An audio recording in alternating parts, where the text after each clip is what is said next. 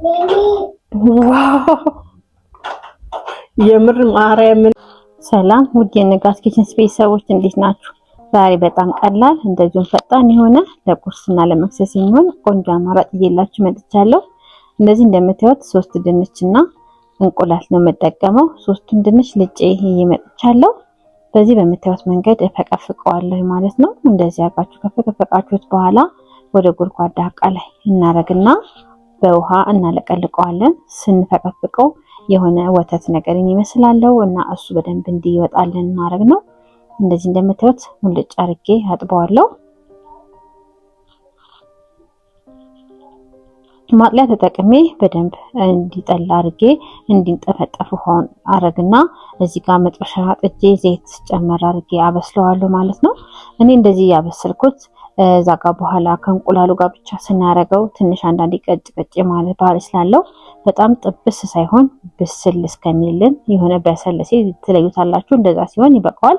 እና ለጣሙ ደግሞ ጨውና ቆንጆ በርበሬ ተጠቅሜያለሁ። በሻይ ማንኪያ ልኬት የሚሆን ጨምሬበታለሁ። እና እንደዚህ እንደምታዩት ቆንጆ ሆኖ በስሎልኛል። በመቀጠል ቀዝቀዝ ሲል እንቁላሉን እጨምራለሁ። ትኩሱን ካረኩበት እንቁላሉ ገና ሳንጠብሰው እዛው ጋር ይበላሽብናል፣ ይበስልብናል ማለት ነው።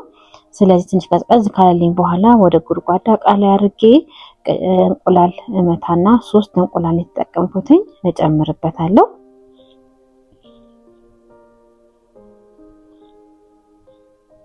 እና ቤተሰቦቼ በጣም ቆንጆ የሆነ የቁርስ አማራጭ ነው። ቪዲዮውን ከወደዳችሁት ላይክ ያደርጋችሁ፣ ሐሳብ አስተያየት ካላችሁ ደግሞ በኮሜንት ሴክሽን አሳውቁኝ። ለሌሎች እንዲደርስ ደግሞ ሼር በማድረግ አጋርነታችሁን አሳዩኝ። በጣም አመሰግናለሁ አብራችሁን ስላላችሁ። እና እንደዚህ የምታዩትን እንቁላል ላይ ጨምራለሁ። እንዲያያይዝልን ደግሞ 2 የሾርባ ማንኪያ የሚሆን ፍርኖ ዱቄት እጨምርበታለሁ። ከዛ በደንብ አድርጌ አዋህደዋለሁ። ቀደም እዛ ጋር ጨውና ቆንጆ በርበሬ ስለጨመርኩኝ አሁን አልጨምርም። እንደዚህ በምታዩት መንገድ ብቻ በደንብ እንዲቀላቀል ማድረግ ነው።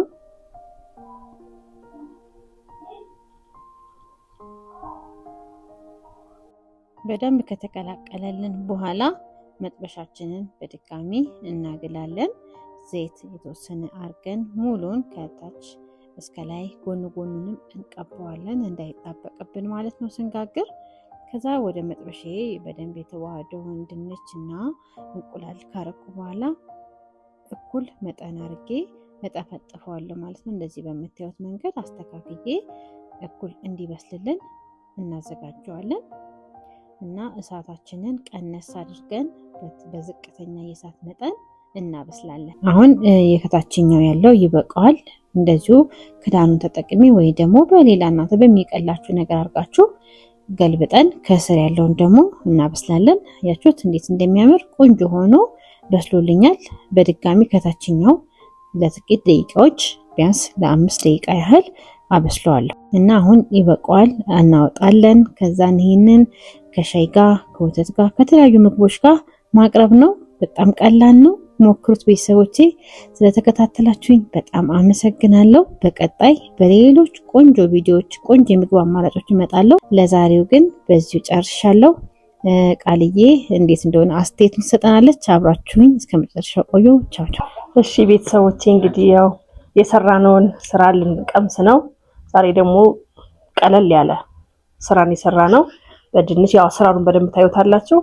እንቀምሳለን። እዚች ጋር ደግሞ ማጣጫችን ወተት አለ። ስፔሻል ወተት ነው፣ ኖርማል እንዳይመስላችሁ ዝም ብሎ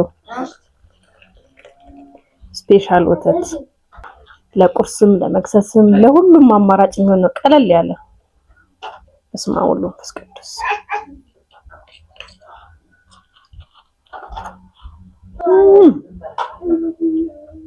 ምን እንደምላችሁ ራሱ ነው እንጃ። ልዩ ነው በእውነት ዋው የምር ማርያም ምን ያለ ማጋነን ነው የምላችሁ። ወተት የማትወዱ ሁላ እንዴት እንደምትጠጡት መድኃኒዓለም በስመ አብ የሚገርም ነው። ይሄንማ ሞክራችሁት እንደምትነግሩን አስተያየታችሁን እርግጠኛ ነኝ። ካሜራማናችን እናቁርሳለን።